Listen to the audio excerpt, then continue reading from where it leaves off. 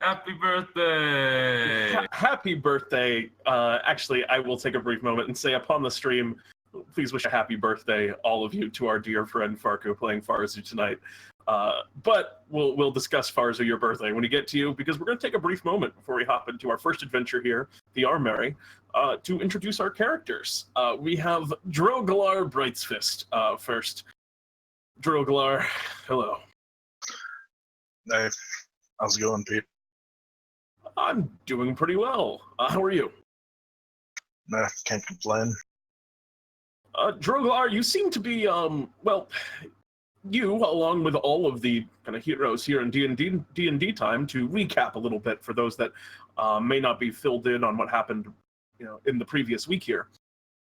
All of you came to a mysterious manor on a strange invite to dinner. And upon arriving, things changed pretty dramatically. When the clock struck midnight, the house that you were enjoying just a very pleasant sort of evening in seemed to be spirited away to a strange illusory realm. And Droglar, you, since all of Bartholomew's adventurers were there, are also now stuck in this home. You seem to be taking everything in stride. You sound very unaffected in a lot of ways. Well, in time I've worked for Bartholomew, having crazy shit happen just seems to be part of the job at this point. Yeah, I guess part and parcel to your employ and his services. But I guess before that, and just in general, how have your Carnival of Souls kind of celebration been going? Beyond, obviously, the downside of getting sucked into this terrible realm. Not much to say on that. Bartholomew was talking about the job, apparently trying to shake down that house of whatever noble when all this went south. I mean, I was under the impression we were working this holiday. I guess that's true. He does have a few ulterior motives in his appearance here at the manor. So I guess I'm sorry that you've been called into work during this festive time of year. I mean, that's another thing you just get used to working with Bartholomew. Seems we have more holidays working than off. Fair enough. Well, Droglar, try and find your own, piece of joy on this season, despite all the work you have to do. And, well, welcome back. It's good to have you adventuring with us once more. Thanks, Pete. Next up, we have joining us Farzu, the big boss Farzu, Papa Farzu. Hello. Hello. It is I. Farzu, the big boss, Farzu, Papa Farzu, yes. Now, Farzu, there's a rumor floating around that today might be the day upon which you were born. Yes. Well, happy birthday to you. Now, Farku, I know it's your birthday. Is it Farzu's birthday today? It is my birthday today, but, yeah, sure. It's also Farzu's birthday. So, Farzu, I'm sorry that you've been stuck in this illusory manner on your birthday of all days. I mean, you've been here for a little while now. That's terrible news. It's fine. I had originally come here under the sky. I had no plans in celebrating my day of birth anyways. Well, I guess now, despite having no plans, I mean, maybe not the ideal circumstances, but you have a lot of people and things are decorated and there's a lot of food and drink. It is in a lot of ways like a party here. I mean, it was a dinner party that you were originally invited to. Isn't that great? It's been a long time since I've been back in one of Bartholomew's ventures. I mean, that's certainly true. It has been a while. What have you been up to in this time frame, Farzu? Oh, I've been busy, and of course, I can't actually tell you what I have been doing. That is classified. I have graduated from international crime mob boss to international terrorist. Oh, jeez. It is, of course, that time of year for horror and terrors to reappear. I guess that is the next logical step on the scare scale. And this time of year, things are scary. Well, DnDTime once again. And you, this more terrifying version of Farzu. It's good to have you haunting us once more. Welcome back, Farzu. Hey, yeah, glad to play. Of course, of course. Excellent. Next up, we have returning once more the General of Flames himself. We have Grilliam Inferno. Did I hear something about a terrorist? This is, I think this is Farzu's Carnival of Souls costume in some ways. But Grilliam, tell me about you. Oh, I'm doing absolutely wonderful today.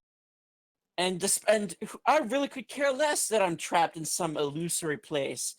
You know why? No. More things to burn. Well, that's one of the things about illusions is if you burn them, they can just fix themselves because they can disappear and then remake. It's a tough place to burn things in an illusion, Grilliam. Well, it's fine. I'm sure there will be plenty of surprises for me because last year I got a horse. What will I get this year? I mean, you'll have to look around and find something that's not illusory will be the trick, because most of the things here do seem to be in that realm. But Grilliam, just in general, is the Carnival of Souls like a big season for you? Do you enjoy the Carnival of Souls? I do enjoy it, actually. It's actually wonderful. I mean, to be fair, my sheer appearance does terrify some, especially when you consider that I'm on fire 24/7. That's true. But I suppose this time of year, people don't give you kind of as many sideways looks since they expect people to look.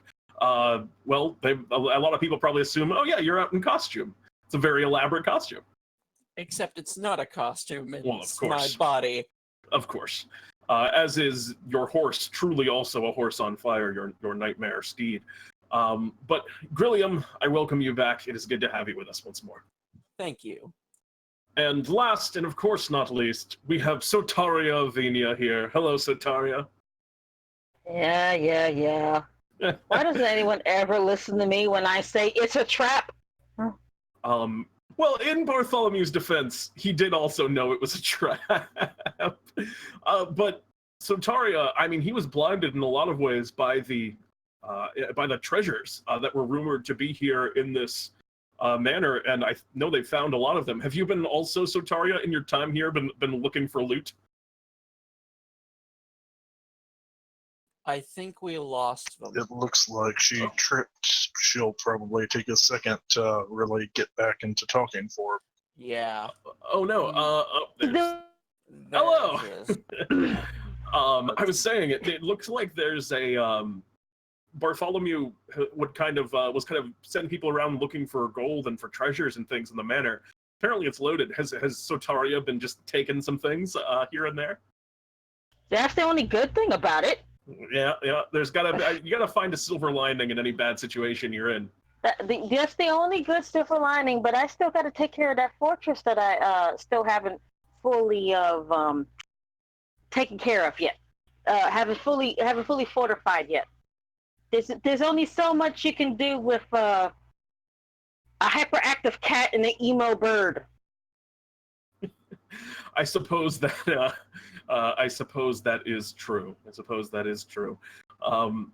But Sotaria, regardless, I welcome you back. It's good to have you more. I hope you find, despite being kind of stuck here at the moment, I hope that you're able to at least find some good treasure. I better. So without further ado, let us begin tonight's adventure. You all find yourselves in the lobby and common area of the home in which you've all been staying for the last few days. And in the time since you've been here during the Carnival of Souls period, what originally was just a normal manor, perhaps a few strange things placed here and there, but on the whole, a relatively normal estate, it has become strange and distorted. As you're all kind of huddled together, as most of the adventurers are here in this main lobby, Bartholomew stands in the space, and above you, staircases have started to bend and twist around you. You can see like doors that weren't there before. There's just quite a few more. The passageways into the kitchen and out and beyond have just completely vanished, and they just seem to they just seem to like lead back into the same first room that you were in before. It's become maze-like and confusing to navigate.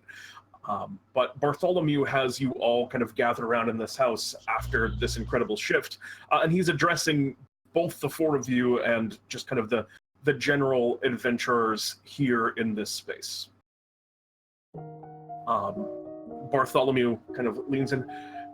Greetings, adventurers. As you can tell, things here, well, we all came in expecting a trap.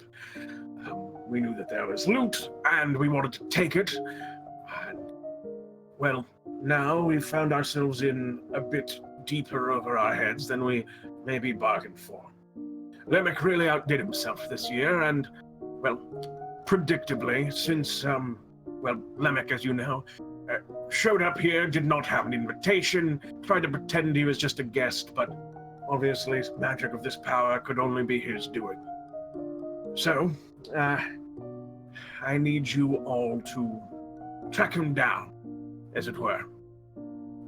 You're going to have to stay in groups. There's a few adventurers that have vanished since last I spoke. Even some of our, most renowned heroes have, well, just disappeared. It seems like he's trying to separate us and take us out one by one.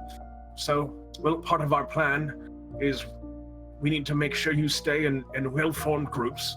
So, buddy up, groups of 4. And Bartholomew starts kind of like assigning buddies and keeping people together. And the 4 of you, of course, do kind of get assigned in. And he says, good. So I'm going to be sending some of you around to investigate places where it seems like Lemmec has gone. We need to find him, and we need to figure out, well, how to stop this thing that he has created here. Do you all think you're going to be up to that task? And a lot of you watch as a lot of lower tier adventurers that you guys don't even notice kind of are grumbling and kind of mumbling no, I don't think we're up to that task. And Bartholomew says, all right, I'll see. Sotaria pops up like we have a choice. Well spoken. It looks over at well spoken, Sotaria. You it seems you understand perfect. Yes, at this time, and now Bartholomew kind of goes over and bustles the 4 of you to the side and says, you couldn't be more right. We do not have a choice, as it were. If we're going to get out of here, oh yes, please, Farzu. I see, but I feel as though I work better alone. That may be the case, but it's too risky. And they want us to, well, be isolated so we're easier to take out. Wherever Lemmec is, well, you don't want to have to face him alone. We could just start singing his favorite song. That could draw him out. Just saying. Why face him head on? Well, our plan is to, well, overwhelm with numbers. But before we face him, we will have to locate him. So, and he hands each of you, he just hands each of you a simple stone, and he says, these rocks will allow you to communicate directly with me. Simply speak into them, and I will hear your words and can communicate back to you in turn. I'm going to be giving people assignments. I found a couple of places that look a bit off. Might be able to track Lemmec down. And he kind of points over to... He points over to one of the doors. He kind of walks you through some of this open area, and you can see there's what looks like a scrap of Lemmec's robe. It's kind of like a bright red color with the black kind of fringe in places that he wears. That's been torn off and stuck in the door frame, like it got caught as he was going in. It looks like he may have gone this way. If you find him, don't engage. Just call me on this right here, and I will. Well, I will come and we can confront him together. Now... It sounds easy enough, but how come no divination would work on this? The stones, the communications, I've tried them. They seem to be working in order. I don't know what distance in this place might do to the distance might do to the reception, but I have to assume that my magic is powerful enough to cut through, because if it isn't, then we are doomed. No, I said divination. I was thinking more of scrying or clairvoyance. Do we not look easy? I have been trying to cut through, but wherever he is, it seems that he may have casted a spell of non-detection upon himself.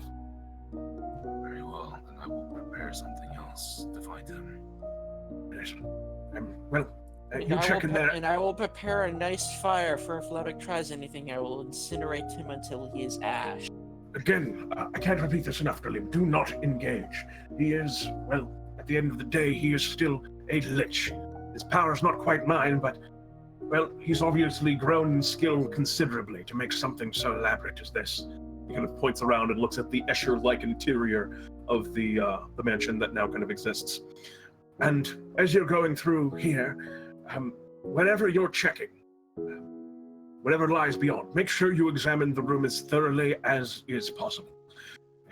We're in an illusory realm. There could be secrets in even the smallest or tiniest of nooks and crannies. Sotaria is giving him this look of, who are you talking to about looking for stuff? Oh, that's a great point. You should know better by now. Just looking at your look, he says, "Oh, that's a great. That's a great point, by the way, Sotaria. Also, if you find treasures, bring them back to me. I'll pay a ransom for them."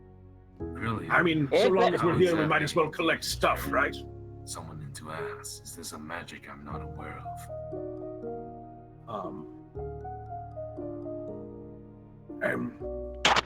I didn't hear the beginning of your sentence. Sorry. I didn't hear Farzu either. You're a little bit quiet. How do you incinerate someone into ass? Oh. Into ash? I I'm a think man. ash. I'm a man Apologies. on fire. How do you? My hearing is How do you expect me to do it? I think he merely misheard. Son. Off you go. Whatever lies beyond this door, make sure this room is thoroughly investigated. Let's get this lich hunt underway. That's a very catchy name. I almost wish I'd thought of that earlier. A lich hunt. And Bartholomew kind of steps off and he says once more time, as he walks away, you hear through those kind of rocks he gave you. And again, if you need anything and you find him, let me know via the stones. If you clear out the room and he's not there, please do the same. Alright, so we got stones. Stone. Yep. I'm just gonna go walk over and get this started. Alright, Before I leave, I'm gonna poof a fart in Bartholomew's face with a prestidigitation. Bartholomew, I mean, you know it works, but he doesn't seem to react in particularly grandly. But once he kind of gets down to the bottom, you just see him kind of like shake his head and look down towards the ground a little bit. It went through. And then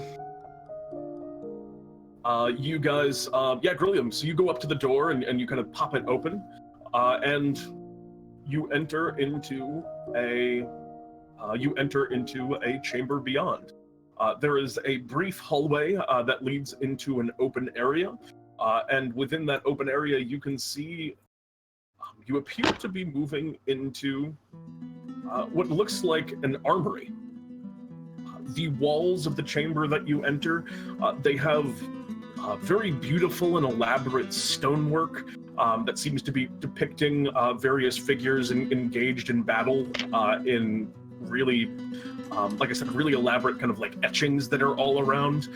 And there are weapons that are kind of mounted in racks in various places. You can see there are very finely crafted maces and swords and kind of sets of armor around the area.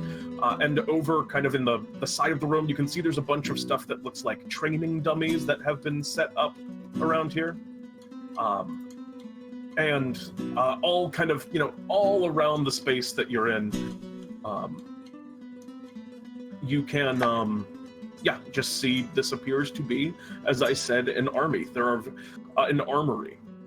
There are like ballistas and catapults that are just kind of like stowed and not really like ready. There's not a lot of like ammunition for them. A few like shelves and things. There's a whole like wall that looks like it's set up to be a mirror, so one could, watch themselves train or just kind of get more kind of like visualization.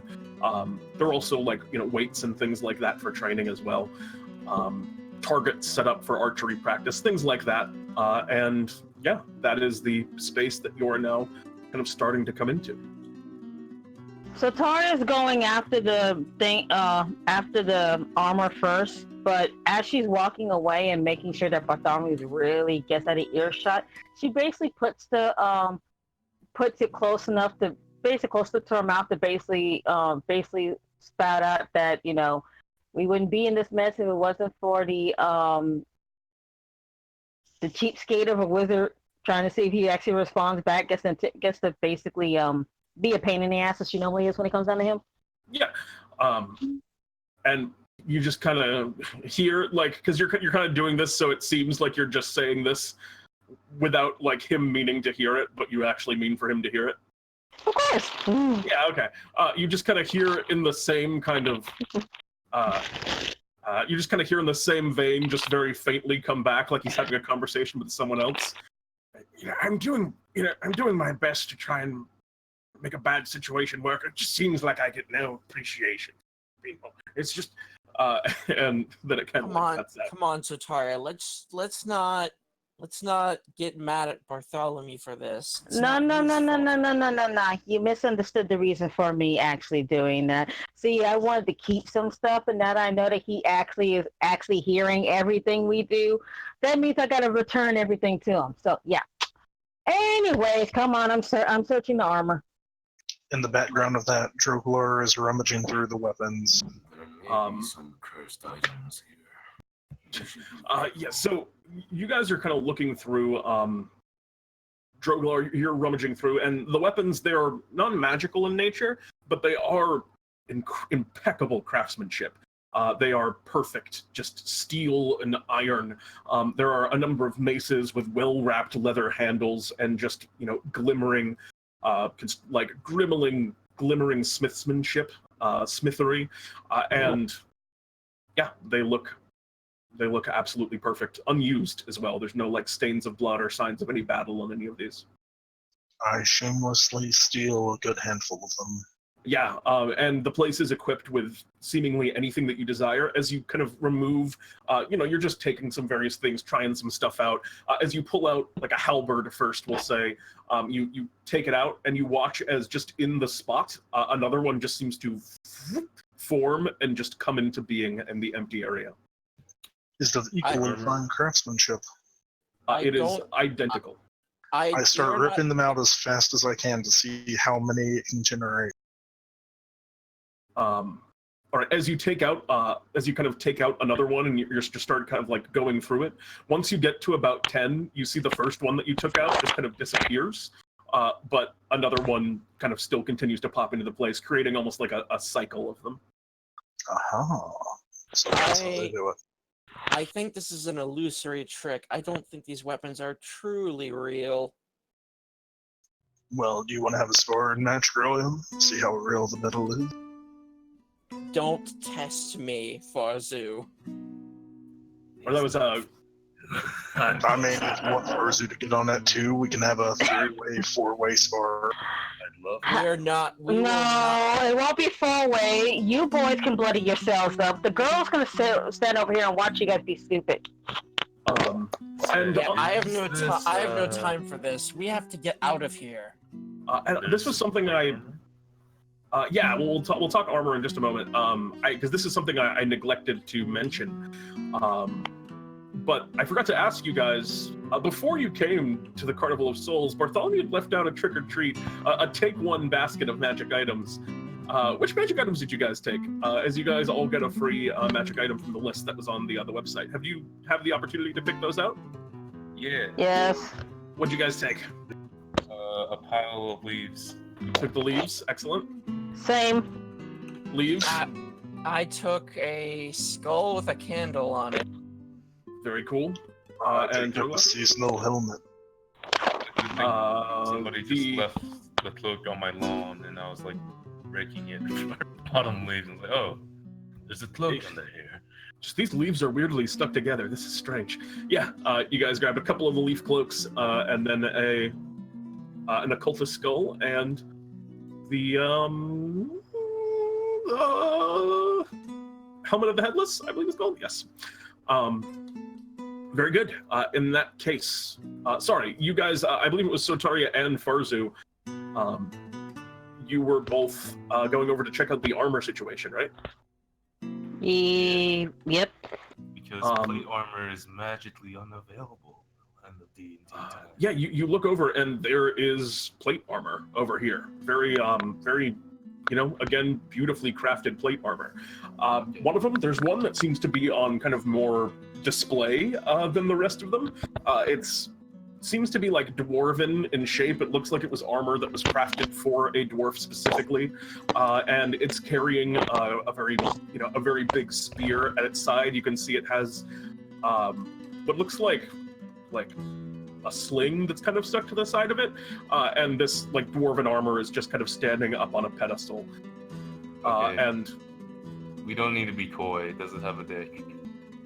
It does not have there is no golden dwarf phallus attached to it. But as you kind of get closer,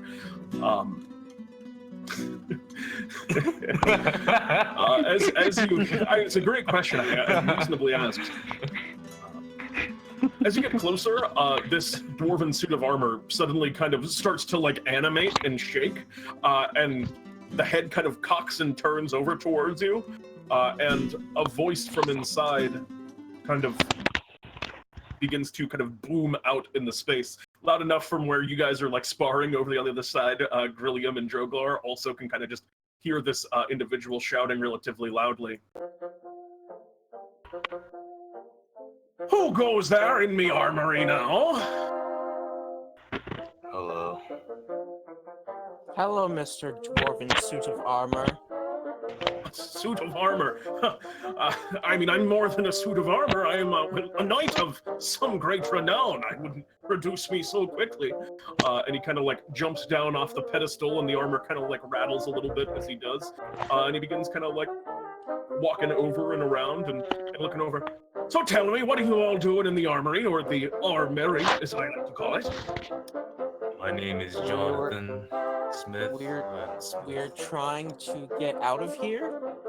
I'm just here to admire your arms. They're very nice and finely crafted.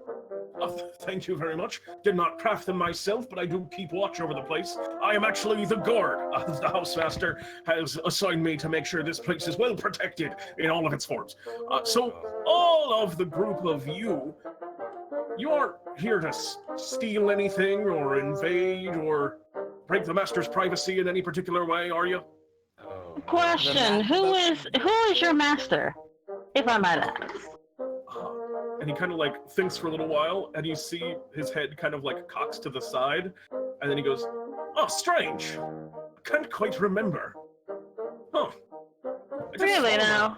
I just saw him a moment ago. He went past right through there," and he kind of points over to on the side of the area, what looks like a closet. He'd torn his robes and he needed a new one, and I saw him. He walked past, and he walked over to there, and it's all just sort of a fog now. Very skinny. He went. Well, I guess you can say he went back into the closet. Boo. Let's just get on with the lich. Maybe not that joke. Yeah, my bad. Okay. Too soon. Quick question before we leave out of here. How high are these ceilings, and do they have any rafters? The ceilings here are pretty high. Yeah, they absolutely also have rafters. I put on witch. Which hat? I put on Which witch. Not witch hat, witch. The witch. Oh, Oh, 2 Halloweens ago, you put on your witch costume, and you're going to fly comically slow up to the rafters. Yep. Make sure that there's nothing up there. All right, you go over. Go ahead and make an investigation check. Will do. Oh yeah, 12? what's everybody's costume, by the way? As you get up to the rafters, there is what appears to be a mouse that's kind of like running along and zipping along the rafters. It's moving in a pretty like almost regular pattern. That's not normal. It's definitely a little bit suspicious, but it's just zipping around up on the rafters. And the armor kind of continues to speak up to you. So as I was saying, are any of you hungry, by the way? We got a whole feast. Well, I don't have it now, but I can get a feast for you if you're inclined. And he kind of looks over and says, Mr. Godfrey! And all of a sudden, in the space, you see a dwarven butler appear. This is a figure that you've seen around the manor quite a bit and appears to be another member of the staff here. And he just kind of appears into the space and says, yes, what do you require? Master Dumpling. And he looks over at him. What food? Of course, feast for the guests here. These are guests here in the manor, yes. And Master Godfrey looks over. Guests, indeed. Right away. And I'm not hungry. I just want to get out of here. all right, Yes. So about that way out. yes, right out the way you came in. Now I'll where open is up the that? closet. You go over to the closet, and it appears to be locked. I smash it open. Go ahead and make me an attack roll. Would you care 15? to escort us? As your sword kind of swings and smacks into it, the closet, you don't feel like get any too intense feeling from the recoil, but the closet is completely unfazed. It appears to be wood, but whatever material it's made out of is either magically enchanted or isn't actually wood and has been changed in the illusion. Your sword just kind of harmlessly flies off of it. And he kind of goes, I can walk you back over the door. I can't go out into the rest of the manor. I'm needed here to guard the armory and the weapons and the materials here therein. But that feast is here, it looks like. And there is on kind of one of the side tables of the room a big feast. And you see him kind of like walk over, and there's all manner of things, pumpkins and vegetables and fruits. And you see him go over and just take a whole gourd, it looks like. Open up the hatch on the front of his armor where the mouth would be. You can see the armor inside is empty, and he just takes one and just tosses it into his mouth and just delicious. So anyway, well, I can't. And he looks over at you, Droglar. You can't go in there unless you're strong. So can't let you through there. I think I'm fairly strong enough to get through here. Or is that some test of strength? You want to train here at the armory? We could do that for you if you wanted to. There's a train in the armory? No, not a He train, to train. I think you're getting confused with He your words said there. training. Sorry, I can't hear as well as I used to. Meanwhile, I noticed someone tried to break the lock and fail. I'm gonna try can I try to melt the lock with a produce flame or something? The lock is like one of those ones that's kind of like built into it, but do you want to go over and try and use produce flame on it? Yes, I want to try to burn the door. And I want to try and catch this mouse. Just saying. You make a sleight of hand, Sotaria, to see if you're able to grab onto this thing. Grilliam, you throw produce flame at the lock, and you fire it right at the lock, and it kind of like, for a second, it glows a little bit, but the flames just kind of douse. This closet seems, as a lot of the things in this illusion are, it just seems like it, the physics of it are not what it truly is, and the fire seems to have no effect upon it. I'm gonna go off to the side. Well, this is unfortunate. Where are we going to go? Farzu, you step off to the side. Sotaria, you're kind of walking along while this is all happening down below. You're just kind of stalking along the top, along the banisters and the railings, the support beams there. And you kind of get the mouse's pattern because it's just going in the same area, and you grab onto it. And as you do it, squeak! It squeaks once, and then becomes completely solid and rigid in your hand, and with a puff of smoke, it transforms into a treasure. It appears to be some type of solid golden mouse with two kind of ruby gemstones for eyes. And you've gained onto this, and Bartholomew, you kind of hear Bartholomew's voice kind of come over the... grumble, grape, grumble. What do you want, old man? Grumble. If you bring that back to me, I mean, you can keep it if you want, but if you bring it back, well, I'd pay a ransom for it. It better be a ransom, and it better not be a Bartholomew bucks. I was about to pull out my phone. So you said you were going over to the side there, Farzu. What do you want to do? Yeah, but considering Bartholomew's monitoring us anyways, I'm just gonna be like, yeah, we found the armor here. If you want to equip some other adventurers with some plates or something, this would be a nice place to do it for now. Bartholomew. I know how you run things, though, so... Yes, I'll ask around and see if anyone wants anything from there. If they... Well, if it turns out that they do, I will go and fetch a few weapons. Thank you for the heads up. And yeah.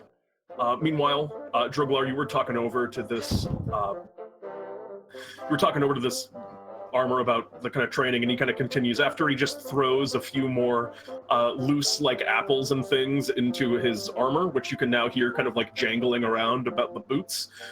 He looks back over to you, Droglar, and says, all right then, so if you're wanting to train, we can do that for you. Prove yourself kind of worthy of it.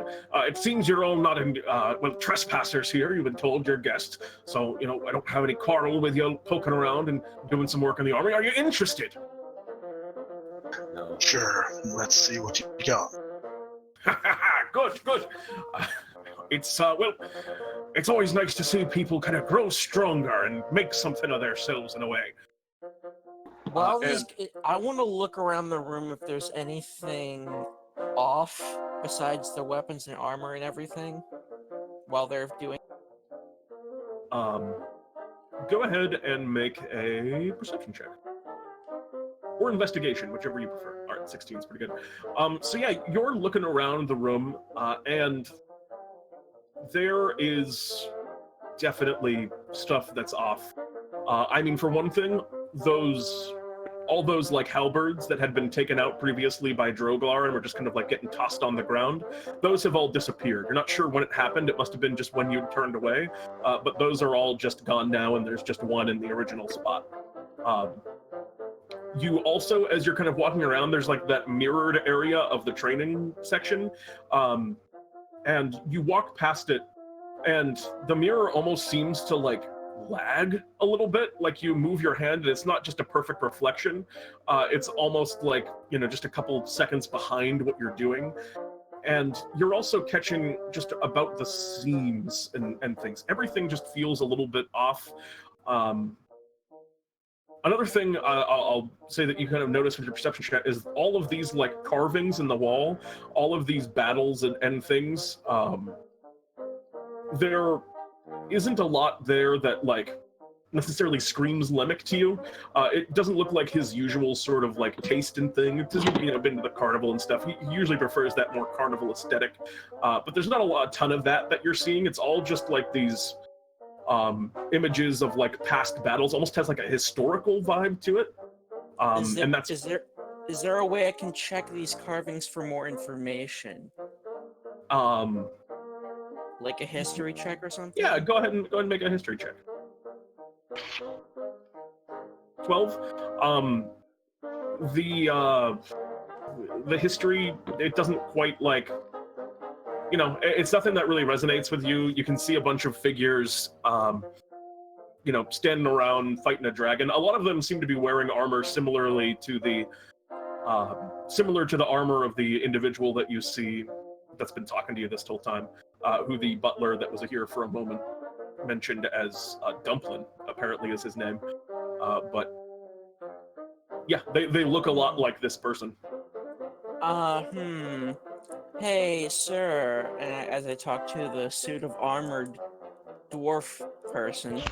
Yeah, and he's over kind of like getting things ready, it looks like. And he's got you over at an archery range where he's setting you up, Droglar. And he goes, yes, what can I do for you? You're interested in training as well. I have a different question. Can you tell me about these carvings? What do they mean? Do they mean anything? As he's doing that, I go over to Droglar. Hey, tap out. Let me do this, because I've came down with the mouse in my pocket. Unless, of course, you're good at archery. I mean, good is relative to him. I'm proficient at my work. Can you hit a target with a bow and arrow? Sometime. Most of the time, maybe. As you're all talking, I just shoot an arrow between like your faces. The target. Farzu's there, kind of like a bow comes out. It flies, very accurate, kind of like set up over there. But meanwhile, he's got you pulled aside and he's looking at them. He goes, I'll be back in just a moment, and then we'll get things started there. He kind of points over at the range, and he kind of puts his arm around your shoulder. Take your time. He puts his arm around your shoulder, Grilliam, which has him kind of, you know, leaning up a little bit, kind of standing on tippy toes, and he seems, you know, heedless of the flame, but he's going around and he's kind of pointing things out, and goes, oh, yes, this here is the time that, well, there was a terrible and evil white dragon that was plaguing the land for some time, and this was the mighty Borin Stonethrow who came through and saved that one. That's him right there, and then over there, that's the legend of the great Kendar Greathammer, and he's kind of like, you know, going through and just pointing out and talking about all these like legendary heroes that are depicted along the walls. And he goes, it's good inspiration for training to be around heroes. So go ahead, Sotaria. Droglar, Farzu, quick question. Was there a lock on that door? Yep. Good. You keep him busy. I'm gonna go pick the lock. Or at least attempt to. What was your name? What's his name again? It was Derry? The dwarf's name? Yeah. Dumplin. Dumplin, yeah. Sir Dumplin? You could get your master to come down here and join us. Oh, no, I don't have any way to contact him. He comes through when he, feels like it or he needs something from the armory. I see. Do you know where he is? Currently, I heard he was having the dinner party. I imagine he's entertaining guests. Maybe we should go. If you want to, like I said, you can go get him. I have to stay here, unfortunately. He's charged me to the space, and I shall not, on my honor, leave it. I looked to my party since I was told not to split away from my group before. Well, should we stay for a round or should we leave to the next area? I mean, where is the next area? Isn't it behind the closet that we can't get to? It does appear to be. It does appear to be there. So anyway, I was gonna train you in archery. Did I pick the lock? Did you make a roll? Yep. 16. Yeah, you stick your lockpick into it, and as soon as you start, as soon as you start kind of like manipulating the pick, you feel like a force begin to move, and it just snaps your lockpick inside of the lock in half, and then the lock kind of closes, and you almost see the lock itself start to like kind of move and chew like it's a mouth, and you can hear like a crunching sound inside, like an 8-year lockpick. Nice. Great work. Okay. Sotaria. Yeah, so apparently I said it. Well, there's one other thing we can do. Oh, Mr. Dumpling. Hold on a second. We're just getting to the good part. And now he goes. He looks over at you, Droglar, and he goes, "So the trick is to do this.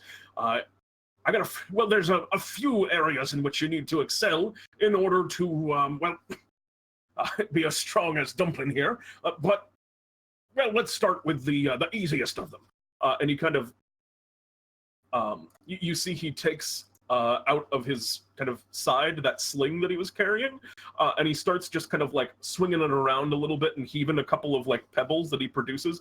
He like reaches into his armor and takes out one of those apples that he had jumped in there before, throws it in the sling, and then he points out at like there's like a little bit of a target range set up, and he goes, "All right, and go on ahead." As he points at it, and the targets all start to jump and move around.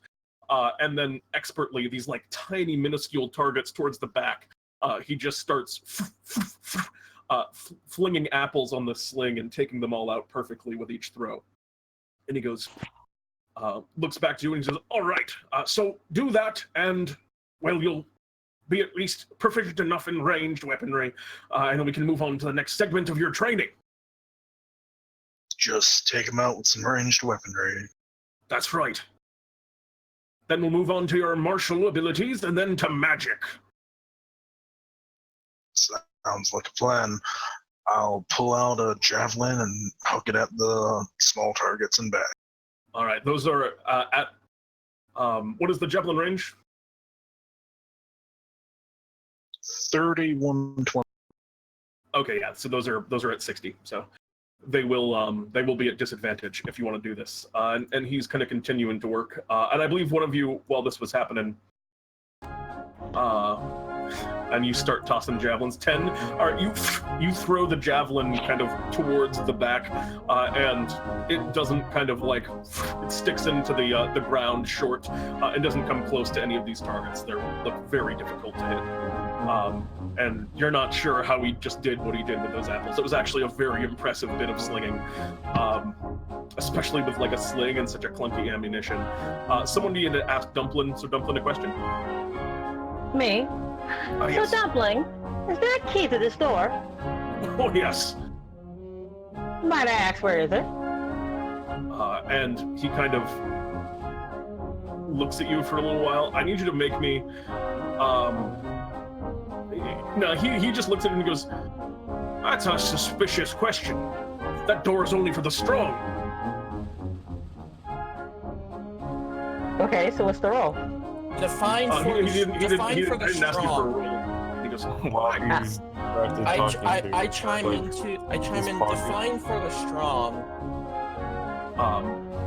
And he goes, "Well, for the strong, well, there's me and the master. We're the only ones probably strong enough to go through there. He's always told me it's dangerous back there, so to not let anyone in, but I see no reason not to let you in if you're tough enough." Should I pick his pockets? He's just wearing armor. He doesn't really have pockets. Should I pick his armor? I mean, make a sleight of hand check and roll a crit. 17, you just start like, I mean, his armor's pretty well put together, and you kind of like bend over and start like trying to wedge your fingers up inside of the, like one of like the kneecaps. Yeah, and he just kind of like shakes his leg a little bit and he looks down at you. "What in the name of Moradin are you doing down there?" I was just inspecting your armor. As you Very know, fine, isn't it? John Smith. It's very... "Keep at it," he points back over at you, Droglar. "Keep at it, bend at the elbows."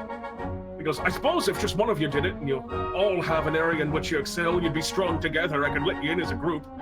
Are there any I do wish to proceed into that door. Fine. I don't know why you're so interested. I think it's just his closet in there. I don't know why you're so interested. And Droglar, you toss the javelin again. It's looking a little bit closer this time, and as you let it fly forward, it just kind of sinks into the wall, not touching a target, but you got it in like the right range of field with that. A javelin. Are you using house javelins, or is that your javelin? I'm using house javelins. After you throw the javelin, it just appears back in your hand. Well, that makes things easy. I start throwing faster. All right, you just start whipping and kind of chucking them, and you're getting a little bit better as you do so, but these targets are so fast, you're not like striking, and he kind of goes, all right, yeah, you're getting better, just keep at it. You should have it just like me sometime within the next, well, only took me a lifetime to master. Looks down to, looks over to you, Sotaria. Yes, what were you saying there? How far am I? I'm still by the door. How far am I from those targets? They are 60 feet out. Good. Have a look at that sling. Sotaria takes out a longbow. Sotaria takes out a longbow and takes a shot. Fire away. You are not at disadvantage. Good show. Oh wait, shit. Wrong roll. You can keep your roll. It's fine. 26. You pull back and let an arrow fly, and it zips through the air, kind of whirling around, and you get one of these targets dead to right. Just barely a hit, but a hit nonetheless, as it flies through and just kind of pins the target to the wall, and you watch as Dumplin kind of looks over at you and goes, "Whoa! First shot! Nicely done! Nicely done!" And he goes, "I guess perhaps I underestimated you. Pretty good, pretty good. Just almost as good as me." I'm just lazily slinging rocks at this. You're just throwing sling. You're doing like some of like the closer targets, like some of the easier ones. Yeah, you hit a couple of like the big stationary targets that are up front. And he goes, "Yeah, it's not bad either. Not quite my level, but looks over to you, Sotaria. Not really even trying. Yeah, you know, you're just doing it very casually, more for fun than for anything. And so, Sotaria, that's your name, right? I thought I heard someone say that before. Yes, that's my name.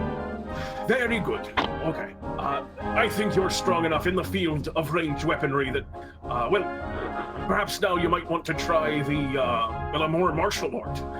And he goes, "Let's move on to the next segment of your training."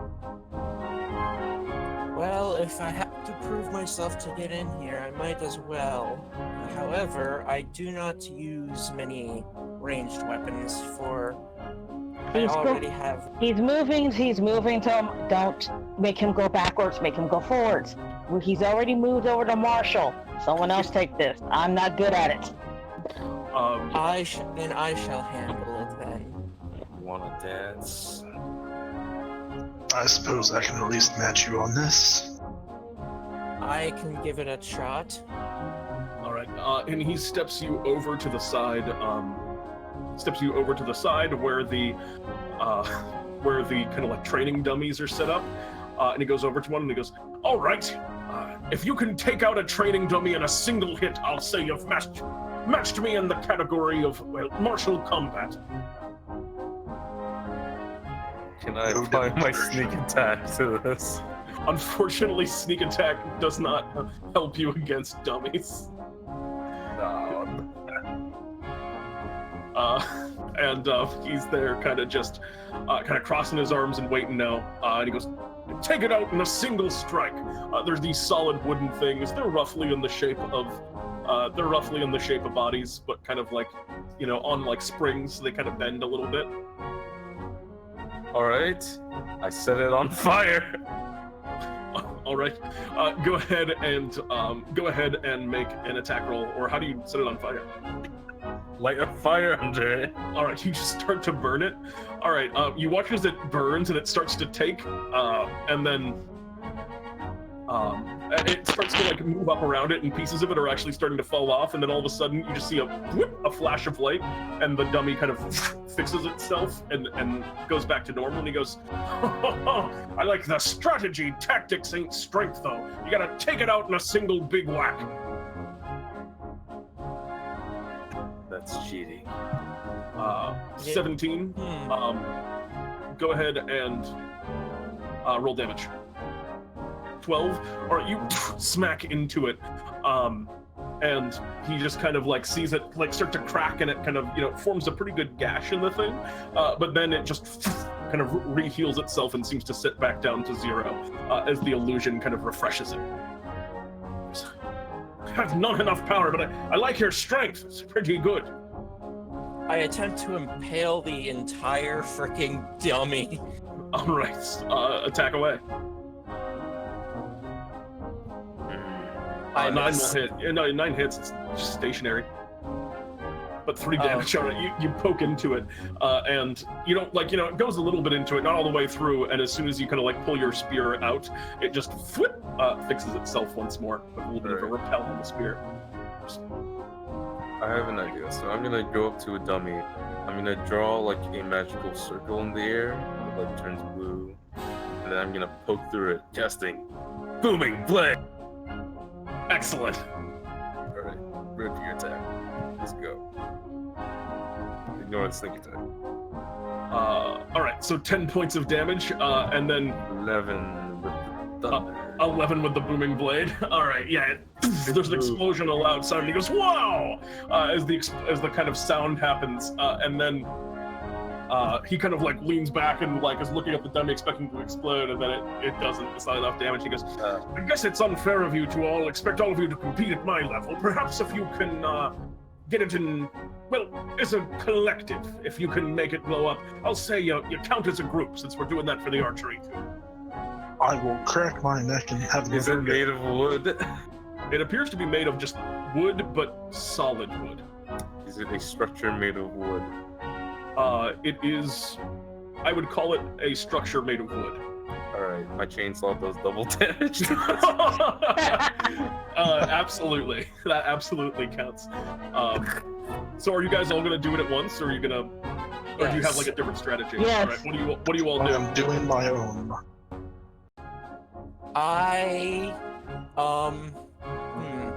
I used my innate burning hands on it. Oh.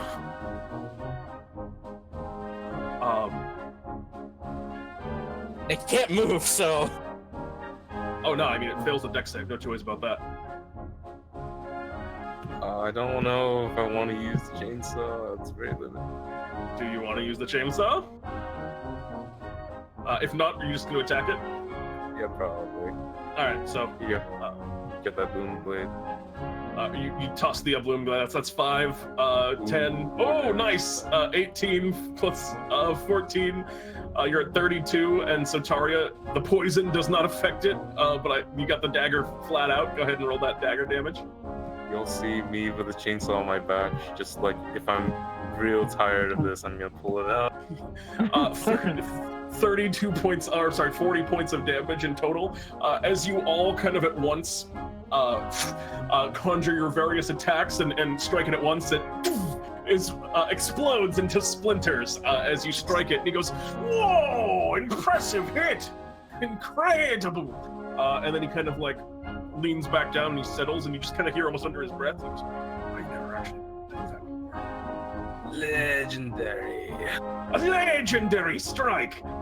Golden legend! He walks over and he goes, "Wow, that was impressive." And he looks over at you, Grilliam. "How did you do that with the flames and whatnot? You must have had a very good, what do they call them? Not whetstones, tinderbox. You must have had an impressive tinderbox to pull something like that off. I like your fiery Halloween costume too, by the way." I look at the others. Should I tell him it's not a costume? No. Yes, it is a lovely costume. Yes, it is. Thank you. I tried to be very realistic with it. He goes, "Oh, very good, very good. I can tell you put a lot of effort in. And he steps over, and he goes over, all right, your final test will be in magic. And he steps over to what looks like a little part of the armory where there's some, like, you know, various, you can see there are various, like, casting implements. You see one box that's actually labeled Lemmec's Reject Phylacteries. And there are also just, you know, various casting implements, and he goes over and he takes a wand out, and there's just a rock on the table, and he goes, all right, now let's see if you can match Dumpling in magic.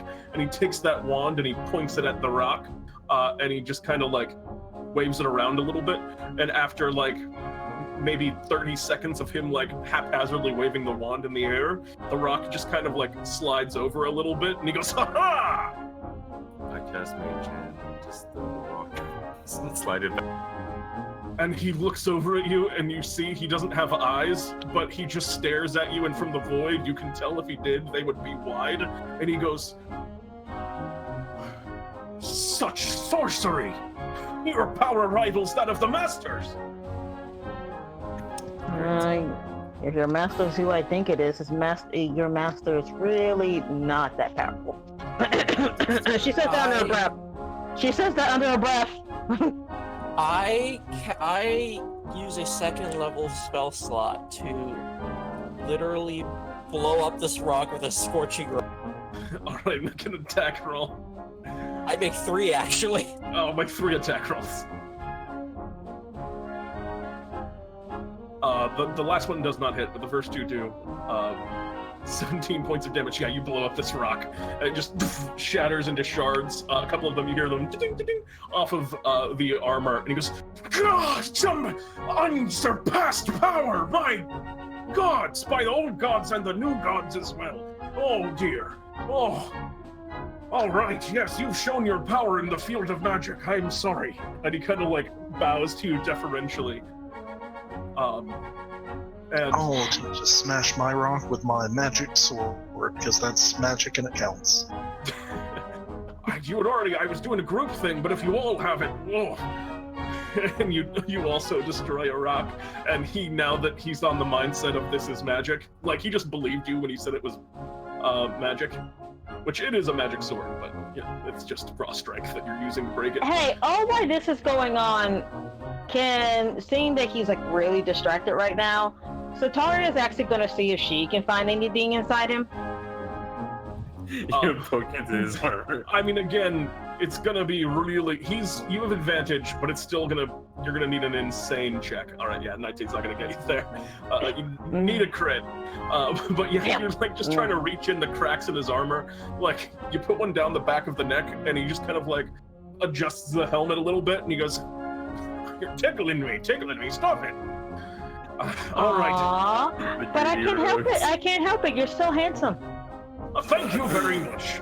Thank you very much. And he kind of like steps over to the side and kind of walks over and goes, it appears that my training has made all of you, well, of incredible power. So all that's left is the final chance? I meant to say test. All that's left is your final test. And that is? You'll have to do a sparring match against me, and we'll see how you fare. If you're not ready for an actual combat, it's one thing to be good at hitting targets, but if you're not ready for actual combat, then, well, you'll have problems up ahead, I assume. The master, like I said it's dangerous, and if he thinks it's dangerous, it must be. We all have to fight you at once, sir. Oh yeah, I can take all of you at the same time, not a problem for me. And, well, I'll bring in some help, I suppose. Sorry guys, I know I shouldn't open my big mouth. And he goes, all right. And he kind of like claps his hand together. You see he reaches down for his sling, which you still have. You still have, Farzu, and he goes, can I have my sling back? No. Just say no? I think he said, I really think you should say yes, Farzu.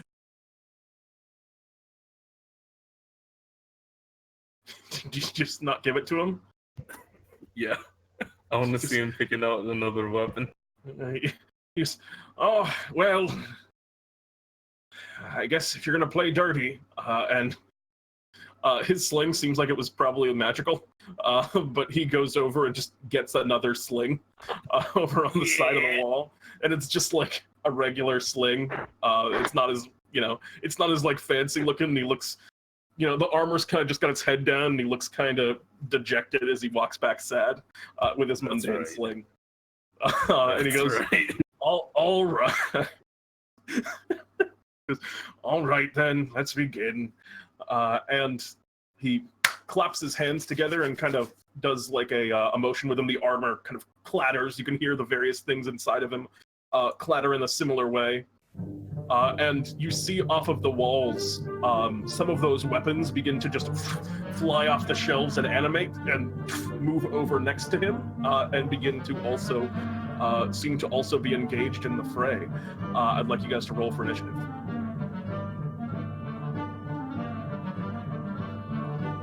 Now I get my nat 20. And I am last. Damn it. Dumplin's got to roll. Dumplin. Come on, man. Guess it's too shy. There you go. Hey. And his animated weapons and stuff will go on the same initiative as him. So, Droglar, you are, in this case, the first to act. You see that Dumplin's got his sling kind of set up and ready to go, and he's raring to battle. I will stick my sword into the ground, kind of piercing to have it stand there, as I draw out my pistol and shoot him in the face. Of course, it's terrible. An 8 unfortunately will miss. He is plagued. And the pistol shot just kind of dinks harmlessly off the armor, and he goes, "Ha! Hit me right in the armor! Foolish!" Anything else on your turn, Droglar? I'll grab my sword and move up into melee. Just to be clear, there are 4 animated weapons also. You can see like one of those halberds has flown off the shelf. There's a sword that's zipping around. A dagger is moving pretty quick. And you also see like from the siege weaponry, a whole like ballista has like grown legs and is starting to like run over into the fray. So that's going to bring us next in initiative to Sotaria. Sotaria, you want to do? Okay. We are going to...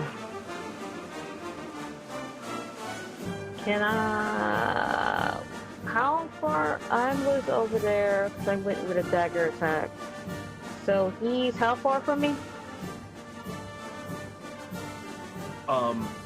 He's close. You can hit him with anything if you want right now.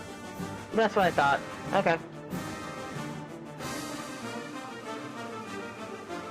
A 15 unfortunately will miss. You go to stab into him, and once again, harmlessly, he's made of some pretty solid stuff. Anything else on your turn?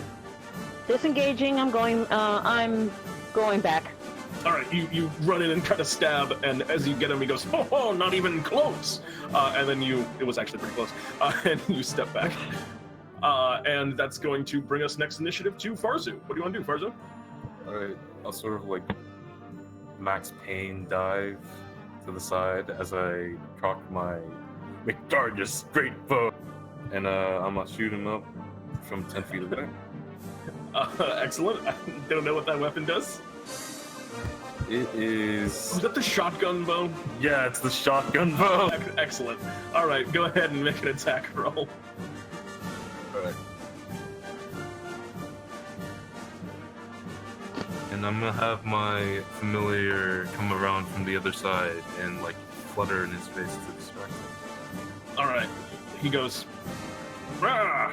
As the familiar gets over his face. familiars can't technically take the help action. So you hit him for 8 points of damage. Yeah, pretty fierce. No, that's a miss. Oh, that's an attack. That's an attack. Yeah. How does the shot bow work? It's just, it does 2d8. Oh, okay. I thought it was like a No, it's only a saber. Yeah, you didn't have advantage though, did you? If the familiar doesn't work, then no, it would be enough. Oh, okay. Unless you have like a feature, I don't think the familiar can. But regardless, we'll worry about that later. For now, either one's a miss. You fire forward, and the shotgun goes to blast into him, and yeah, kind of hits harmlessly off of the armor, and then that's that. I will bonus action reload because this specifically needs you to reload Do with that? bonus action. fair enough. And then I'll fall prone just collapse into a pile of leaves on the floor. All right, you collapse yourself into a pile of leaves, and that's going to bring us, in that case, to. That's going to bring us to Dumplin. Dumplin himself. Dumplin is going to sling around, and he looks over the pile of leaves. He just, where did he go? There's only a pile of leaves there. And then he zips over and is going to throw a slingshot. He kind of out of his armor. He just reaches into like the mask and pulls out an apple and is going to sling it over at you. How much zipping over did he do? Who is he throwing it at? Oh, he's throwing it at you, Droglar. He's at disadvantage because he's in point blank. That's a 15. That's a 15. That misses. All right, yeah, he's a little bit thrown off by the range, and you kind of like step inside, and his incredible power with the sling allows him to make 2 sling attacks. So he'll do another one. That's a 22. Oh, that does hit. You get hit for 12 points of bludgeoning damage as the first apple zips by your head, and then the second one just kind of like flies and crushes you right in the face. It explodes in a shower of apple pieces, and you take 12 points of damage. And then from the side, the animated weapons kind of fly in. Going after you, Sotaria, there is a flying sword, which is going to strike at you. Flies over and is going to hit you for 12. Does 12 hit? 12 does not hit. All right, and then a flying dagger also comes after you, Sotaria. They get up right next to you. It says Also longsword, does not but hit. It's a flying dagger. And then what is it? Longsword. I'm gonna change that. That bothers me. All right, yeah, the 2 both miss at you. Grilliam, the animated ballista is gonna fire over and do a shot at you. I'm assuming I cannot blind this thing. It does appear to be an object, so it'd be a little bit tough. It completely misses, and he watches it kind of goes to fire. It alights a shot of actual flame as the magic bolt flies out and whips past you, and you're like, oh, it's flame anyway. That's not that bad. But it misses completely. And then the halberd is also going to go after, I think, you, Droglar. It's going to spike. 15. That's a miss. Yeah, a big round of misses for all of those as we get to your turn, Grilliam. Simple. 2 spells on the ballista. First one.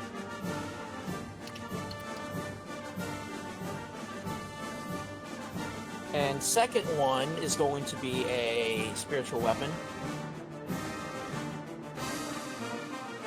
Does an 11 hit a ballista? The 11 is going to obviously the 25 does hit. The 11 is going to miss, unfortunately, just barely. Well, drats. The 25 was targeted at which Dumplin or the ballista? The ballista. Okay, yeah, you hit it for 3 fire damage. You fight fire with fire. It rakes over the ballista, burning it.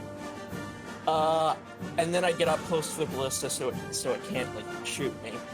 Okay, yeah, you get right up very close. This walking ballista. As we zip around to the top of the initiative, Droglar. I will action surge to hit Dumplin twice.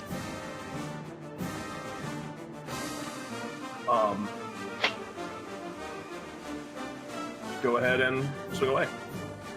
18, 19 and 18, both hit. Nice. For 14 and 13 respectively. Oof, a sizable 27 points of damage.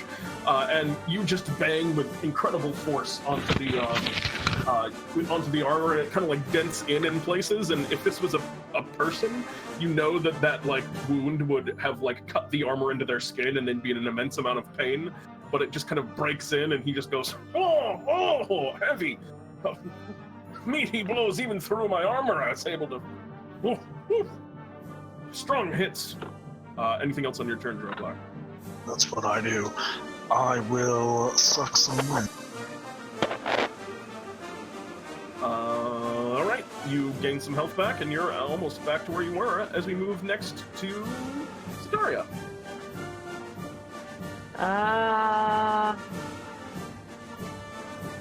think I'll stay hitting Mr.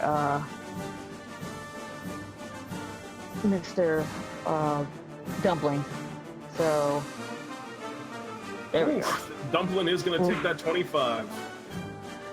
Roll damage on that, and you can apply sneak attack because you got allies in range. And you're going to hit for a total of 21. Another strong hit. Nice shot. As the arrow flies and kind of catches into like a small nick in the armor and flies inside, you're kind of like rattle around a little bit. And he goes, whoa, take it easy. If I wasn't so strong, well, that would have killed me. And he seems to think the fact that he's incorporeal makes him strong. Anything else on your turn, Sotaria? There's also 2 weapons that are like right up in your throat. Dang it, I forgot about those. In that case, I did too. I think you should have had disadvantage, but I forgot. Oh, you would have hit anyway. in that case, I'm going to disengage again. I'm moving out of range. All right, you just keep kind of like tucking backwards and getting more and more space in between you. Yep. All right. In that case, that's going to bring us around next in initiative to Farzu. And I was mistaken. Yeah, the familiar can. I was wrong about that. So. Yay! All right, but am I stealthy? I was looking it up. Stealth. What's the passive number on that? 13. 13. Dumplin's passive perception is higher than 13, unfortunately. All right. Well, I'll come out. The weapons do seem to be. The weapons do seem to not be aware of you, but Dumplin is. I'll have my familiar fly by, flutter in his face again, just keep distracted. Shoot him. Ooh. 19 that's hit. sneak attack. That's a max sneak attack. The perfect sneak attack. And they're not big on that, but it don't matter. You got that perfect sneak attack. You take McDargus's great crossbow and bring it up right in that kind of perfect range where it belongs, and you fire out. All right. Instead of reloading, I will go up to him and T-pose on him. And I'll reload. And it's all right. You cock McDargus's great crossbow, and as the bolts kind of fly out and scatter in this almost like shotgun-like blast, you watch as Dumplin kind of almost gets thrown back a bit from it. And, whoa! Where do you even get a contraption like that? I wish I had that for my sling. Why don't you ask Bartholomew? I don't know who that is. arsenal of weapons at my disposal. Very good. In that case, that's going to bring us to Dumplin himself. There's a whole bunch of you that are right up and close, but he is going to go after you, who just backed him so good, Farzu. At disadvantage because you're at point blank. I've approached him. Yeah, so he has disadvantage, but that's a 19. Ooh. Oh. Wait a sec. Nope. That wouldn't. All right. He gets you for 10. As you just kind of take a gourd to the dome as he whips it around and he's not even really slinging it at this point. He's just kind of like spinning it and hitting you with it on the side of the head. As he does that, I'm gonna sort of fall back a little bit and like lessen the impact. Uncanny dodge. Half matrix dodge with your uncanny dodge as you kind of duck and take only half of the damage, taking only 5. He's gonna make a second attack and go after you again. That's a 16. Okay, that hits. 16 hits for another 11. He whacks you twice, and then an array of weapons. The ballista bolt's gonna keep going after you.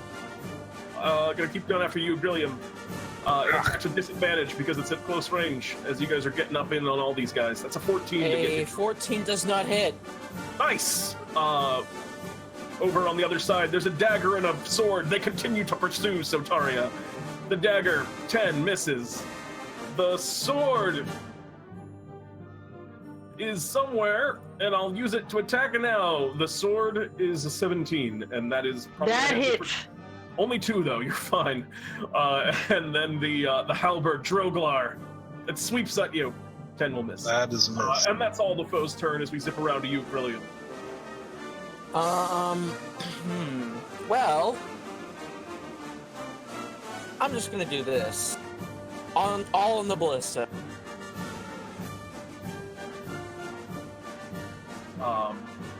Those are gonna hit for a total of 17 points of damage. You just Max, you And have the bonus disadvantage. action. Does say 14 hit Oh, the yeah, you're right. ballista? You also have disadvantage because you're in point blank range.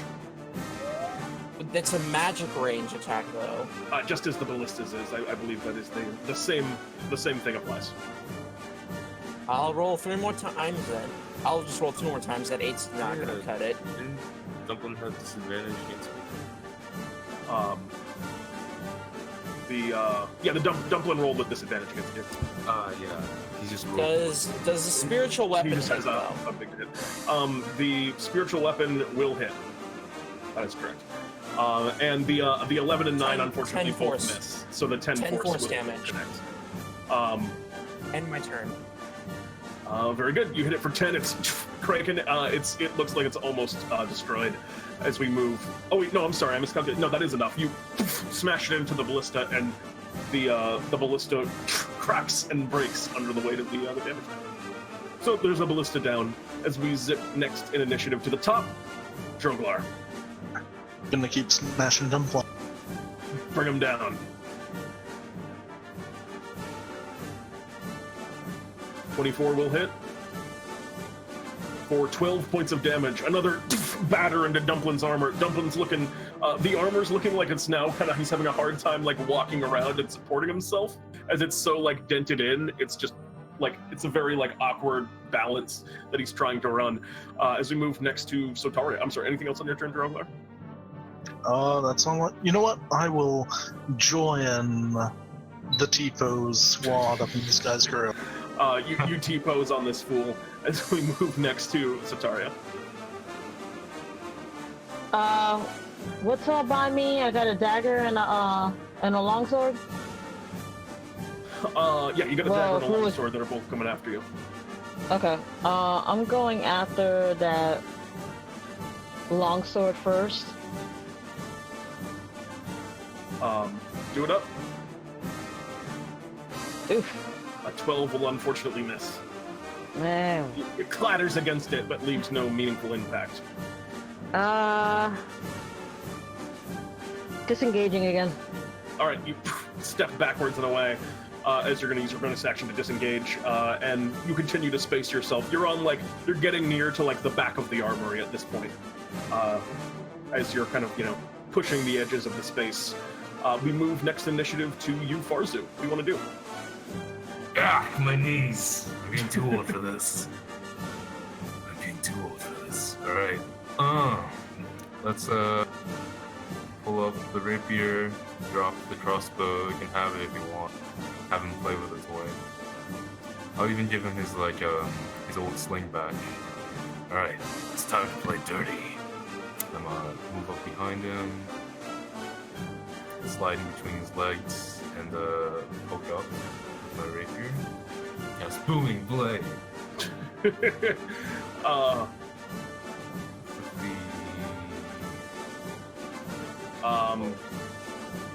Yeah, 19 is going to hit since you're having your familiar help you out. So that is 24 points of damage And the booming blade, if it procs, will be 8, but it does not matter, as 24 is enough to finish off Dumplin here.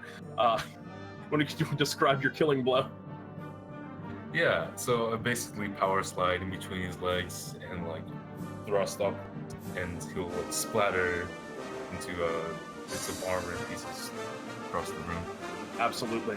And you go, you slide underneath, and everyone's weak point is the exact area between the legs where you stab. And as you do, you watch as the armor just kind of, it begins to like break and fall to the side, and the armor just erupts outwards. And as it does, also, all of the fruits and vegetables that were kind of inside of him also just fly up in like a fountain, and then just fall and kind of smush onto the ground from the force of it. And then... As I skewer them, I get some fruits and vegetables on my rapier, and I'll have like a snack bite off of it. Like absolutely, you've made a rapier orange apple and weirdly like cucumber kebab. Like that time I was on that tomato rod summoning. And the space falls silent. All of the other weapons around here, as soon as Dumplin goes down, they just kind of harmlessly clatter to the ground, and then they just kind of, all of a sudden, everything in the room starts to fix itself. You watch as Dumplin just kind of like the armor repairs itself, the dents kind of get broken out, and then it all just snaps back into place in a sudden flurry. The swords and javelins all right themselves and put themselves back in their slots on the walls. Dumplin takes his sling that you'd put down for him and puts it back, and he goes, "Wow, that was an impressive strike. You certainly were playing a little dirty on that one, but I can't well deny that you all know how to protect yourselves. You've bested old Dumplin, which means, well..." And he kind of like jangles around in his armor a little bit, and you see kind of glued to the inside top of the helmet, you can see plucks out a small silver key. And he goes, "Go on ahead in. I think you'll be fine. Whatever dangers lie in wait will, well, be plenty for you to overcome."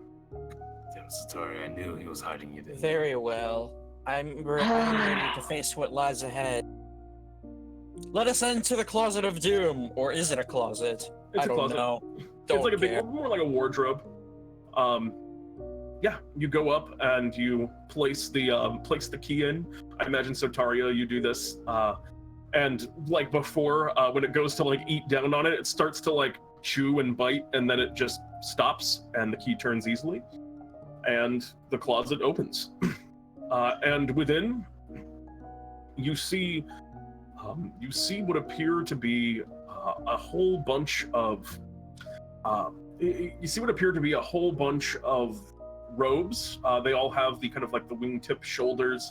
They have the elaborate like red and black pattern. They're all nearly identical. As you're looking here in the closet, it's like a walk-in sort of wardrobe. And I'm searching every last single one of these pockets.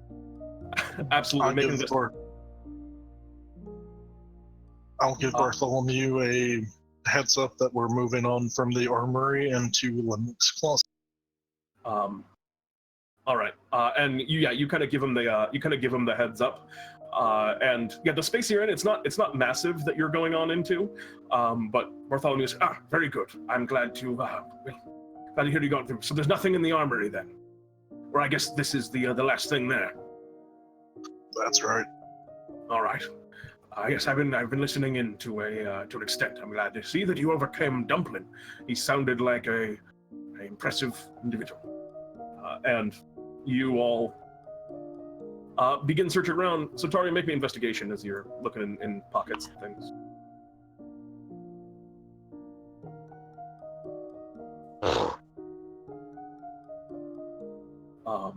All right, you're looking around.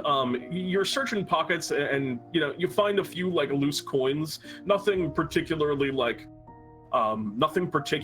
noticeable that would be a treasure. You find a couple of things that are decidedly not treasures.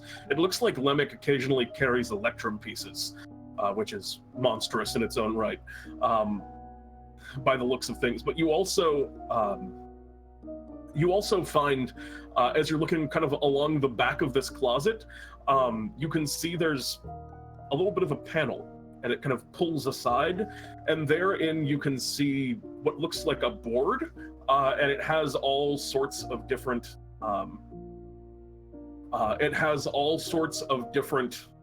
like strings and like writings on it. The writing is in an extremely fine cursive, and yeah, the handwriting is perfect. It's in a language. What languages do you guys speak? Common and primordial. Common, infernal.